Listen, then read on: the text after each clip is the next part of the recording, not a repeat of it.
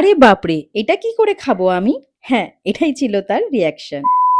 বহুদিন পর ফিরে এলাম। দিনটি ছিল বাঙালির অন্যতম একটি অনুষ্ঠান জামাই ষষ্ঠী। তাই চটপট রেডি হয়ে চলে গেছিলাম মায়ের কাছে। শ্বশুর শাশুড়ি মাও চলে গেছে মামার বাড়ি জামাই ষষ্ঠীর অনুষ্ঠানে। এদিকে আমি বাড়ি পৌঁছাতেই মা, মাসি, ঠাকুমা মিলে আশীর্বাদের পর্ব শুরু করে দিল। আর এই ব্রেকফাস্টের থালাটা দেখুন, লুচি, আলুর দম আর হরেক রকমের ফলের বাহার।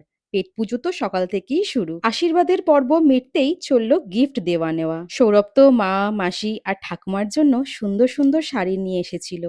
আর আমার মাও দুজনকে দারুণ সব নতুন জামাকাপড় উপহার দিল। আর আজ ষষ্ঠীর স্পেশাল রান্না অলরেডি স্টার্ট হয়ে গেছে। মা একটু অসুস্থ থাকায় মাসি, ঠাকুমার সাথে আমিও রান্নায় লেগে পড়লাম।